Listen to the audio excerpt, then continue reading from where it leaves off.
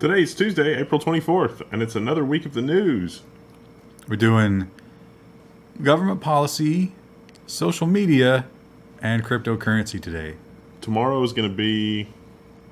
We haven't decided yet. We don't know. We don't know. We haven't organized it yet. And Friday, of course, is everything else and nonsense. There's an unusual amount of both AI and security this week, so we got to figure out how to split it up. The first story is... it sort of sets the tone for really the rest of the program, because all of these... I think almost all of the stories this time from policy are like, this is the most obvious thing in the world. How could anybody just now be getting clued into this? Well, I think the obvious part is that these government regulators are insanely corrupt. And the gun doesn't smoke much more than this. This is like Civil War level. Before we had smokeless powder, this is the smoking gun of that caliber. It's not vape, it's actual smoke. Yeah. Yeah, well, and there's unburned powder that is left over from the actual firing of the bullet that is still burning within the gun. So if you try to reload too soon, that happened. Imagine that. Imagine you get a successful shot, you're riding high, then you start tapping down and it blows your fingers off. So that's kind of like dealing with Verizon. I mean, yeah, I would say that's accurate. All four major U.S. wireless carriers were part of this probe. Of collusion. And so apparently some people have complained that it's too hard to port your numbers between devices and that it's made artificially hard, because we actually do have the technology to make that really easy. Well, they made a device that will do that will keep all your SIM information in one place, and you can change carriers super easy. eSIM. And there's this government, it's not a government organization, it's like an industry standard organization, GSMA, and they're supposed to get all of the carriers on the same page, because we don't need everybody doing different technology. We've seen that. And yet... Yeah. And yet... So the idea is you get this GSMA, and they figure out, it's like, okay, Verizon's doing this, and AT&T's doing this, let's agree on a standard. But it seems like they might have agreed to prevent people from getting this technology because it would hurt all of the major carriers and help the little guys. I believe that these regulators, if they just have one eye open, they will trip over just mountains and mountains of evidence of wrongdoing here. This goes back to, there was a big deal like around 2012, 2013 with software-defined radios. And so software-defined radios was going to be the next big thing. Apple's one of the complainants here, and Apple was pushing vendors to do software-defined radios. And the best example I can think of is the Nexus, the 2013 Nexus, around 2014 or 2015. They came out with the ability to run that on Verizon, but Verizon didn't want it on their network. And so even though it had a radio that was approved, they just didn't want the device on their network. And so they would not allow it to run. And the software-defined radios meant that you could flash different carrier radios on different devices, and it worked fine. And nobody ever did anything with that. So if you go all the way back to then and follow the paper trail, an idiot monkey could figure out that, yes, there is in fact collusion going on here, and it's really terrible for consumers. Like they said, trip over a mountain of evidence. Like, oh, there's all that garbage again. He just pushes it underneath the countertop. Like, if it's going to require idiot monkey levels of intelligence, I worry about the Justice Department being able to do anything with it. Well, maybe we'll get a result. Maybe they'll be fined like $40 million. That'll surely put a stop to it, right? Oh, that's kind of what happened with T-Mobile. T-Mobile's going to have to pay $40 million over false ringtones on rural U.S. calls.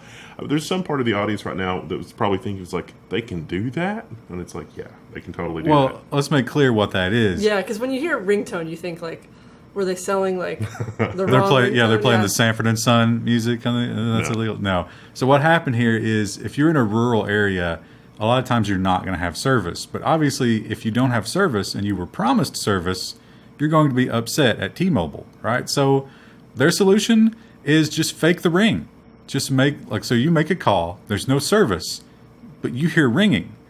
But at the other end, it's not ringing. You think that no one is picking up the phone, but in fact, there is no call. There's going to be dozens and dozens of comments from people that are like, this totally happened to me, and I just thought it was some weird quirk of insanity. It's probably happened to one of us. I mean, we live in a rural area. It definitely has happened. I've called, because my mom has an answering machine, and I've called, that it happens regularly. And you just call, and it just rings and rings and rings, and then later on the answering machine, it's like, there's no missed calls on the answering machine, so the call didn't actually go through. That's pretty standard operating procedure. Sometimes I've noticed the number of rings is different too. So like I will just let it ring, and clever. like after 5 or 6 rings, somebody will answer, and it's like, what took you so long? And they're like, what do you mean? I answered on the second ring, and it's like, ooh, the plot thickens. The other thing about the story is, of course, you have the FCC is partisan. They've always vote right down the party lines, but there's more Republicans than Democrats. They left the Democrats out completely in making this $40 million decision. So the Democrats would presumably be the ones that would be anti-T-Mobile, because Ajit Pai is in the pocket of the industry. They didn't even tell them about it. They just decided $40 million. And $40 million is extremely low, considering the number of calls that were affected. $40 million costs less than actually providing good service. So considerably less. Switching gears a little bit. Oh, this news is delightful. This is some of the most delightful news ever. Let me read the headline. Former FCC broadband panel chair arrested for fraud. Well, we have to remind people, this is the same panel where the mayor of, was it San Jose? Yeah. One of those California towns quit because he said it was a bunch of crap. It was just a bunch of industry people, and they weren't interested in doing any real change. And then any real change with regard to broadband improvement in America? Of anything. And that was like the comptroller or chief technical officer or something of New York. He quit, said the exact same thing. And then there was one of the big tech industry guys, I don't remember who that was, but one of like a tech leader, quit and said the exact same thing. This woman chaired the panel.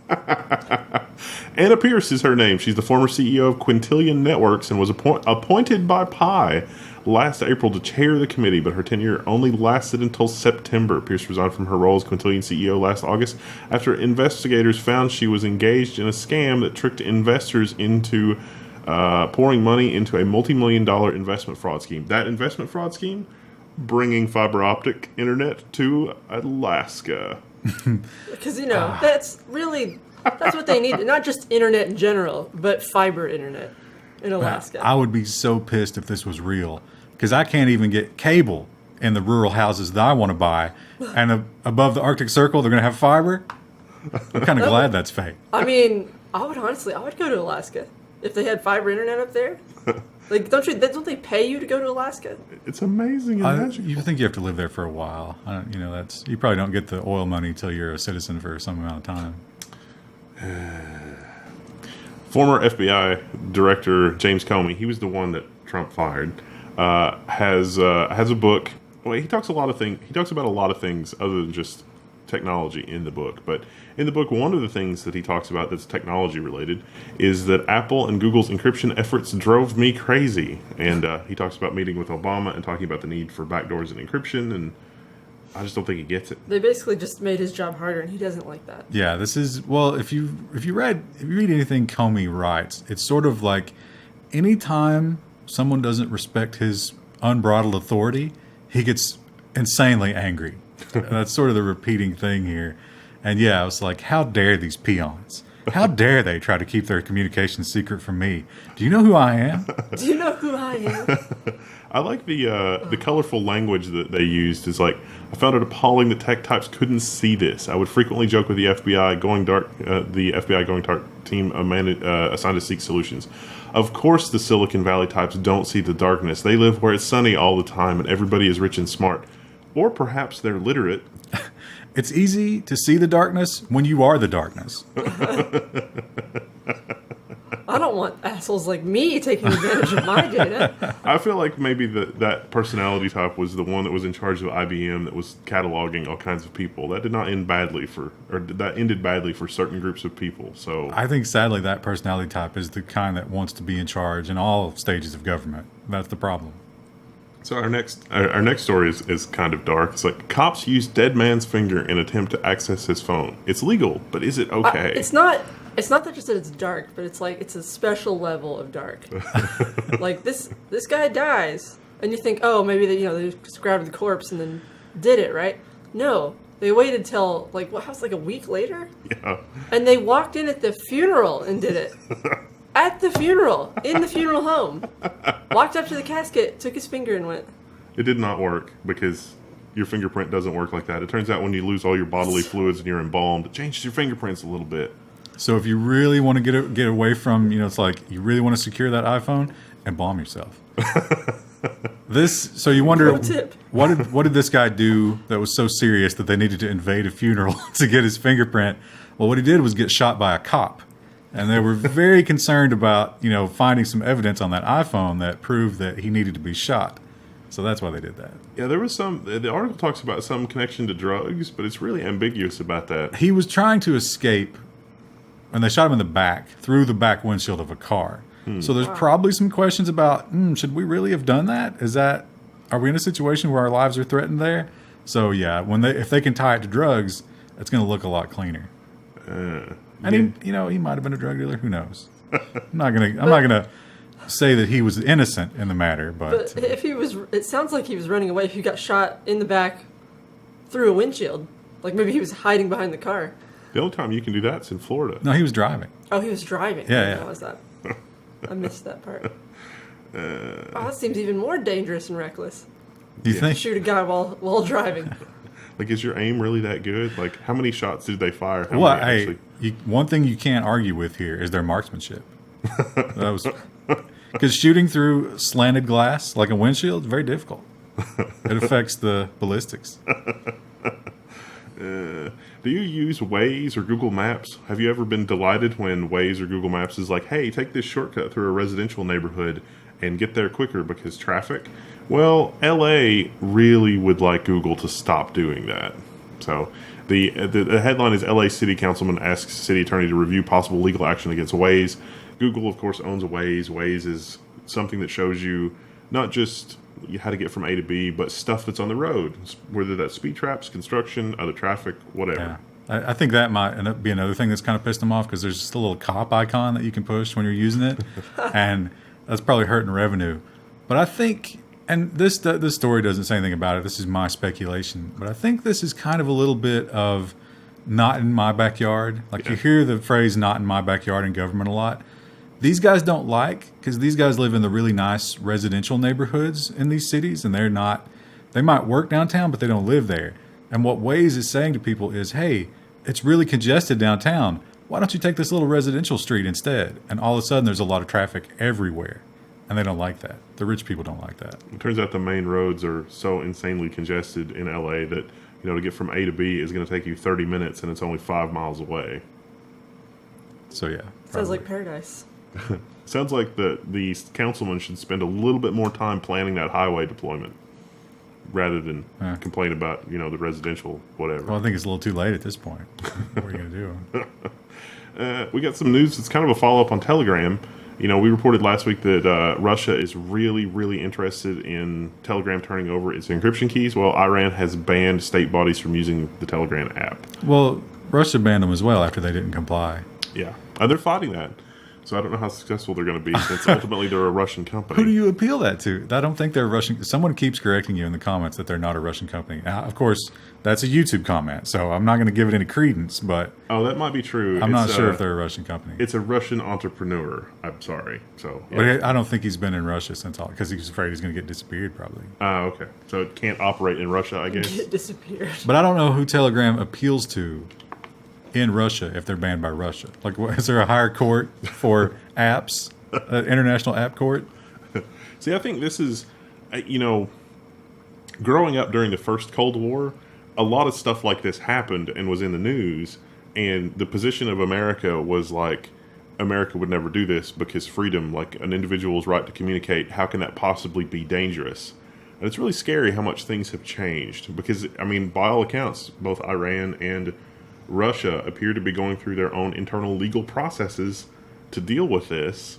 So why, it's like we deal with stuff like that the same way, like demanding Apple decrypt iPhones. I'm really having a hard time seeing the difference. But we don't do it the same way because we fight dirty. We do like FOSTA SESTA, which is this underhanded... It looks nice and it sounds good, but it's actually maybe a little worse than this because there's hidden criminal charges. Well, I'm pretty sure that if like the Gestapo might show up for you just as easily in Iran or Russia. Oh, but they're telling you up front, hey, do this and get shot. Which I think that's kind of a little bit better. At least you know what you're getting into, Yeah. you know? So Cambridge Analytica, the Facebook policies, we've covered that to death. But we thought you guys would really, really like this story because there was an audit of what Facebook was doing after Cambridge Analytica, and the audit was, yeah, this is fine, nothing wrong here. Yeah, this is a government mandated audit about the data storage and all that stuff. So they have to go. There's some law we created, and they have to do this, I think, annually. They did hire it's PwC. It's some firm. It's not PricewaterhouseCoopers. It's not the government, but they hired people to show that they're complying with these government regulations, and they got the all clear. Everything was fine, and this was after Cambridge Analytica. I'm going to stand by the Level 1 assertion that Facebook is the least dangerous of the monsters doing things with your data. It's the Verizons, the AT&Ts, and the gatekeepers of our online lives that are the much more dangerous people with this kind of stuff. But Facebook is the one that has not done their work. They've not laid the groundwork of putting somebody like Ajit Pai into office. And so they're the ones that are going to suffer for it. Well, Facebook is getting a downgrade since Cambridge Analytica. And what were you saying? There's their earnings report comes out tomorrow? So Wednesday. Today, of course, is the 24th. And tomorrow will be the first earnings call since Cambridge Analytica. So you will find out tomorrow. If you're a big gambler, now's the time. Place your bet. We'll accept your bets in the comments below. I think he's talking about shorting. Or not. Well, so either way, do you think that Facebook will shrug this off? Because if they report some really good earnings, you're probably going to see the price spike up a little bit. But if they report really bad stuff, they might go down. So I wonder if they're going to report if 10% of their users have left, because there was another report that we talked about last week or the week before where it's like 10% of their users have, done the delete Facebook campaign or whatever. I think more importantly, they have cut ties with a lot of people like Cambridge Analytica, which were probably the whales in terms of buying data. So that's probably going to affect the bottom line more than users.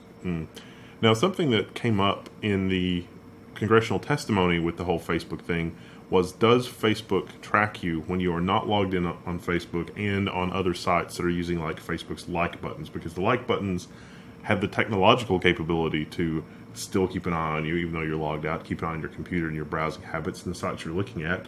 And Mark Zuckerberg's answer during the congressional testimony was, I don't know. Let me get back to you on that.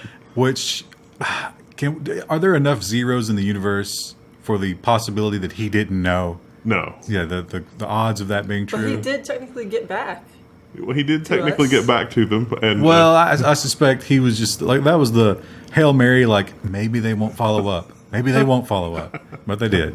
They totally did. And Facebook admits tracking users and non-users off-site. Yeah. So, and they admitted, he's going to have a field day with that. They also admitted to the existence of the secondary profile, the shadow that profiles you cannot get access to. They had to admit that does exist. Whether you are a user or not, you have a shadow profile on Facebook, and that's stuff they don't let you download. Now, if you've tried to use the personal section of, say, Craigslist, or you've tried to go to the Backpage website, it's completely offline. The feds shut it down, or anything like that. You may have been greeted with something that's like, hey, because the recent FOSTA SESTA laws have passed, we can't, you can't even run a personal ad on a website anymore because it risks criminal liability for the site operator because these laws are so badly written. Well, the sex workers went on their own and set up their own social network that was kind of like Twitter that they called Switter. I think it's not so much like Twitter so much as it's more like Angie's List. Where you give reviews of your different clients and like, hey, stay away from this guy and do this for this guy. And yeah, that's how they build it, as sort of it's not advertising sex work. It's a place where sex workers can go and sort of talk about the industry, what's hot and what's new. And is there a conference coming up?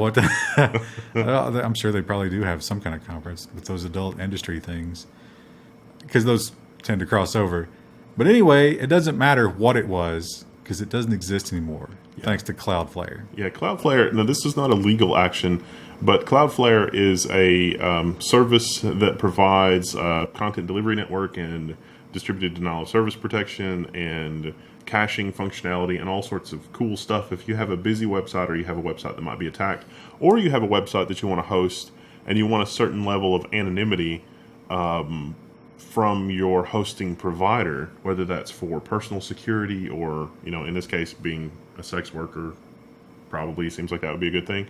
Cloudflare has said we have to shut your account down because of our perceived liability under, FOSTA, SESTA.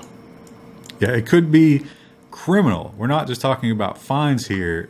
People at Cloudflare could face criminal charges just for hosting this website, even though they have no control over what the content is.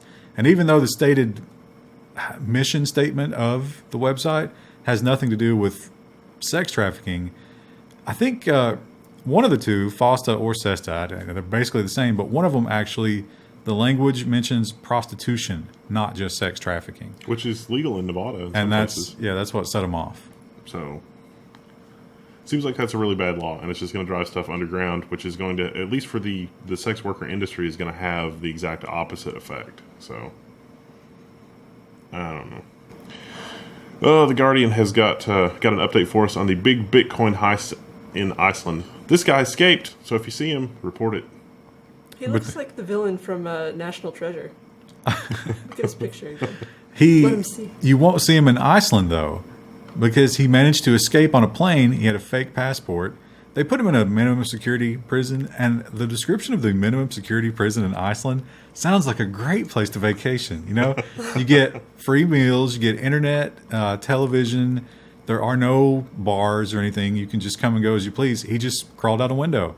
And they didn't notice until after the plane had landed in Sweden. The plane also had the prime minister on it. So think about like the TSA and the hell of American air travel compared to Iceland, where apparently, they're all just like, go on. Even when the prime minister's on the plane. It's probably fine. We've got all this biometric data in your passport that we learned a few episodes ago that we don't have the software to check or cross-check. Also, how great is it that the Icelandic prime minister flies commercial?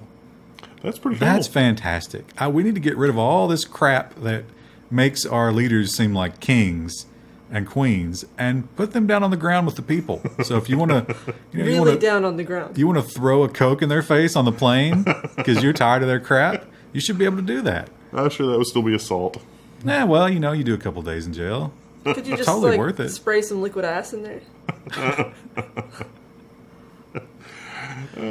We've got more. This is kind of a follow-up. Cambridge Analytica was actually indeed planning to launch its own cryptocurrency, and that cryptocurrency was trading in your personal data.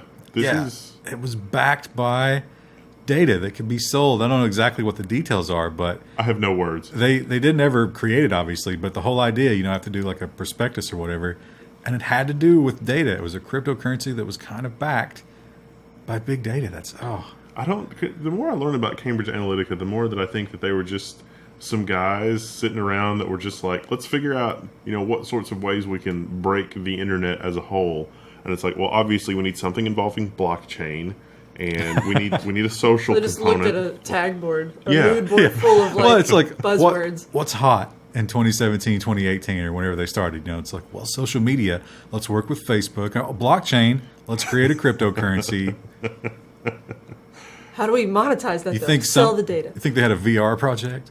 I bet they did somewhere. We'll find that out next week. A VR blockchain personal people's profile. It would be like an augmented reality where you can see, people's profile data pop up around them as you walk. Oh, that was like an episode of Black Mirror. Yeah. That's a lot of the comments constantly.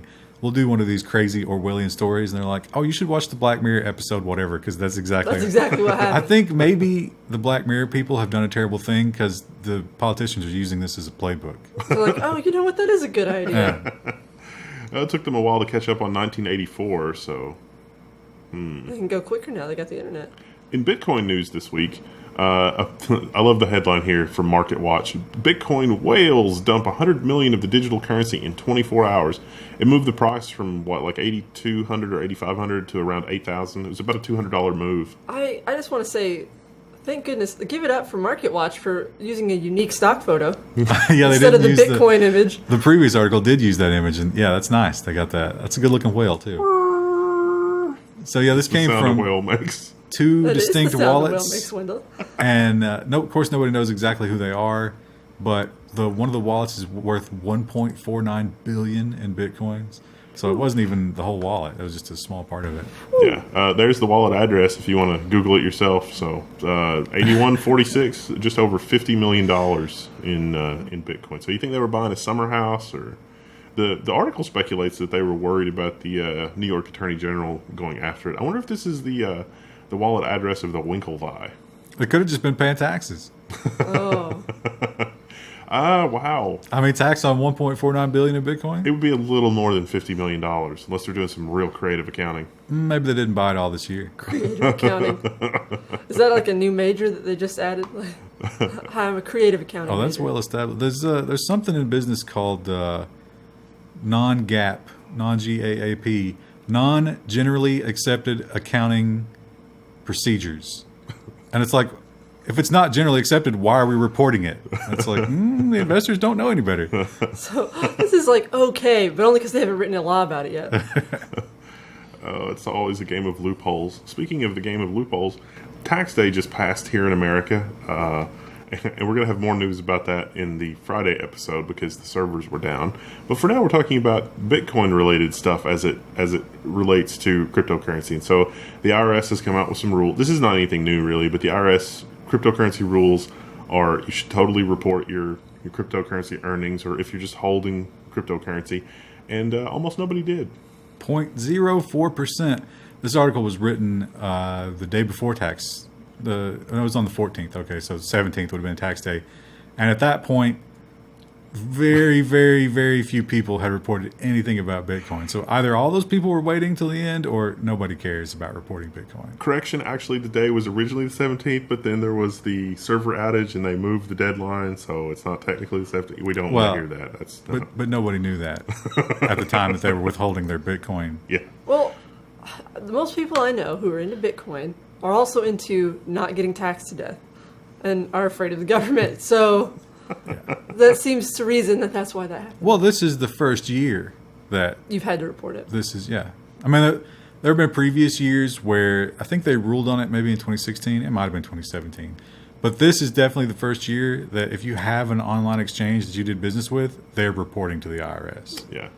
So like Coinbase, I don't know if it's still true that there's a threshold. There's a threshold where they have to report it, but I'm not sure if I'm not sure what that threshold is, but I think it's in the thousands of dollars. But I think the IRS reported that only 800 people said that they were holding or had transacted in Bitcoin last year. Yeah, it wasn't much. Of course, you know, if the limit is $10,000 or $8,000, whatever, you have 1.5 Bitcoin is going to put you over. So with the recent increase, if you were holding since 2015 or so, you might not even know. What if you don't keep up with it? It's just a file in a hard drive somewhere. I had no idea it was worth, a gazillion dollars. I lost that in a boating accident. It's on the bottom of it. Your Bitcoin's on the bottom of the ocean. Another day, another 50 million ICO exit scam. At least that's the title of this TechCrunch article. And they tweeted, their website had this actual picture for a few days. A German company that purportedly raised 50 million in ICO and direct funding has exited with a bang, but not really. And show the tweet. Oh yeah. So there's the CEO, and then there's the tweet. It's like, thanks guys, over and out. You're just on the beach with a beer. So this doesn't seem like a weird story. We usually do one of these a week. There's a lot of ICO scams. Where it gets weird is at the bottom of the story when TechCrunch did the update. Apparently this was just a joke. But how stupid would you have to be? How many emails do you think you got right after you did that? There's the update. The exit scam was faked, and the company is apparently still a going concern. And then TechCrunch has the commentary, albeit after squandering all investor trust. I don't know why you would do that. The only scenario I can think of that might be funny is if they raised $50 million.